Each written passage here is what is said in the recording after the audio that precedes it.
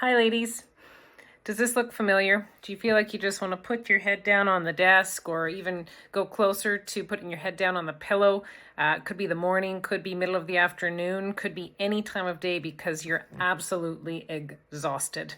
Now, this is super common for women as they move into their 40s and 50s. Their sleep starts to get lighter, gets more disrupted, gets shorter, and with this comes more exhaustion. So many women that I work with tell me that they get to the point where their sleep is so bad that they can't get themselves to work. They have to call in sick, they have to lie down for the day, and even then they're having a hard time sleeping. So how does it get to this point, and what can you do to fix your sleep? Because again, it's just an integral part of our overall health and well-being. And actually, if you have sleep deprivation for long enough, it can also lead to health concerns and potentially even health diseases. So why are we having so little sleep as females, especially as we get into our 40s and 50s and beyond? Many of us will think that it has to do with the changes in our hormone levels, and you may have also been told this. Now, there is no doubt that when we do have certain key hormones balanced in our bodies, so our estrogen relative to our progesterone, we will sleep better. For many women, what's happening as we move towards and into the menopause transition, and that lead up to it can be 10 to 15 years, is our progesterone levels are lowering more quickly than estrogen. And if they are in an extreme deficit because we have what's called a hormone imbalance, we're going to have more disrupted sleep. So some women are very progesterone deficient as they get into their late 30s, early 40s, and beyond. And with this, not only can they have disruptions to their sleep, but they can often feel more anxious, more moody, more edgy, and just overall not that well balanced with their mood and really with their overall life. Many women will think that the solution is to bring in hormones, i.e. especially progesterone. If you have been told that you're progesterone deficient, or if you researched it yourself on Dr. Google. And depending on where you live, you may actually be able to access progesterone on your own. You may be able to order it online. You may be even able to pick it up at the grocery store or a health food store. For some people, depending on where they live, they cannot do this. They have to rely on a doctor or a prescribing practitioner to give them a requisition for progesterone. However, I have seen many women that I've worked with trial using progesterone because they are having such severe sleep disturbances. And again, they've equated it to the changing hormone levels, especially that decline in progesterone that definitely happens for women as they get into their 40s, 50s, and beyond. And the decline in progesterone happens more quickly than the decline in estrogen. So we would think, okay, well, obviously, if my progesterone is lower than my estrogen and progesterone helps me to relax and sleep and reduce anxiety, why don't I just bring in some progesterone? So some women actually sleep like a baby. So for some women, that is actually one of the root causes of why their sleep is disrupted. And when they bring it back in, it helps a lot. But for many women, even though every single woman in their 40s, 50s, and beyond is having declining progesterone levels and estrogen. But for many women, this actually doesn't work. And so then they're left to think, now what do I try? Because I've been told that this is the only thing that works.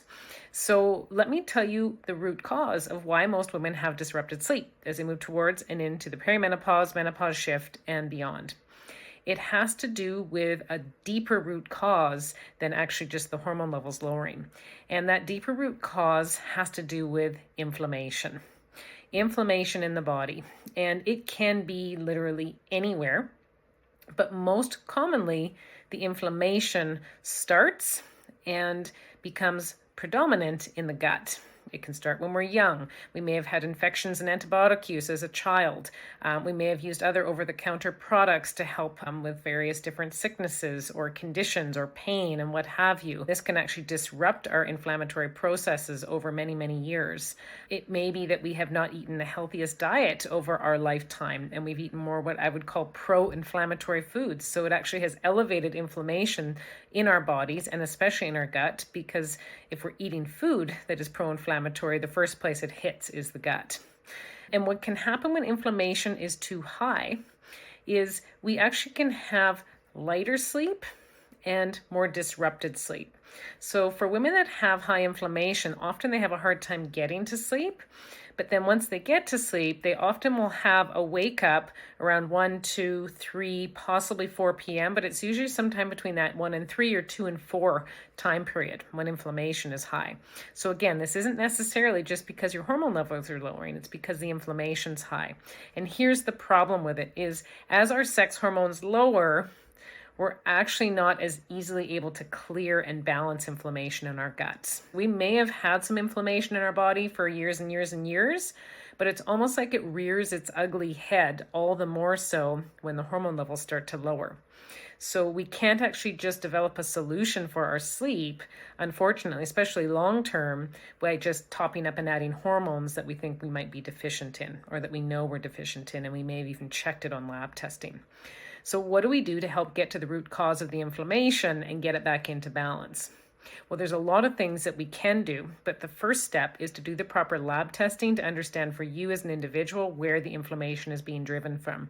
Because even if it is being driven from the gut, which is about 99% likely, there's various different types of imbalances in the gut that need to be addressed for you specifically to get your inflammation rebalanced. So there is testing that I rely on when I work with women to help me and them understand where the root cause of that inflammation is coming from. And often we have to work on nutrient deficiencies. We have to work on repairing the gut. Sometimes we have to work on getting rid of bad gut bacteria, other toxin loads that are in the gut that may have been residing there for years. Sometimes we have to bring in beneficial bacteria that is specifically depleted in particular strains in the gut to help balance out that gut microbiome and that ability to respond and balance inflammation. So there's a lot that can be done, but the key with understanding why you're not getting a good quality sleep, especially as you get into your 40s and 50s and beyond, is that we can't just add in something that we think we're depleted in and hope for the best, because this really is just symptom management and it's not getting to the root cause of why we're having poor sleep. So not every woman that goes towards and into the transition into menopause has poor sleep. Many do, but certainly not everyone does. So it's not just because the hormone levels are lowering that you're having trouble sleeping. So we have to get to the root of it. We have to understand if you have inflammation that's out of balance, which is very, very likely if you're not sleeping properly. And we have to understand from a root cause perspective, where is it coming from? So as a functional medicine practitioner, this is what I do every single day when I'm working with women one-on-one and in my program is I make sure that we first understand your health history. We understand potentially where some of your symptoms could have come from. It may be as far back from as when you were a child, all the way up to now. There usually is a timeline that we can trace to understand how you've gotten to where you've gotten to with your health symptoms. And then from there, we make sure we do the proper lab testing to help you develop an individualized, customized lifestyle plan to help you succeed and rebalance not just your sleep disturbances, but your overall health and wellness. And that really is the key. The clue when the sleep is bad is that something in your entire body and health process is out of balance. And we've got to get to the root of it, not only to get you sleeping again, but to really get your health rebalanced and be preventative of a chronic condition or disease from developing. Again, my name's Angela Simpson. I'm a functional medicine healthcare professional. I have been working in the field of women's health for over 20 years, and I have an absolute passion for helping females just like you learn how to rebalance their overall health and wellness, especially hormone wellness, as you move towards and into your 40s, 50s, and beyond, that transitionary time from perimenopause to menopause. I love working with women to help them get there. If you want to connect with me, please go to my website, www.angelasimpsonfunctionalmedicine.com. There is a place there for you to book a complimentary consult, and there also is a contact link. And if you haven't already, please like me on my socials, so YouTube, TikTok, Instagram, so you can follow along with some of my videos that I share with you to help you start to understand the root cause of where your health concerns are coming from and how to get to a solution. If you haven't already, please also go into Facebook and request to join my group, Functional Medicine for Hormonal Imbalances. I have an amazing group of 7,000 plus members in there, and we are working together as a community to help understand where your symptoms could be coming from and how to get yourself to a solution and onto the other side so you can feel vital and well as you age. Thanks, ladies.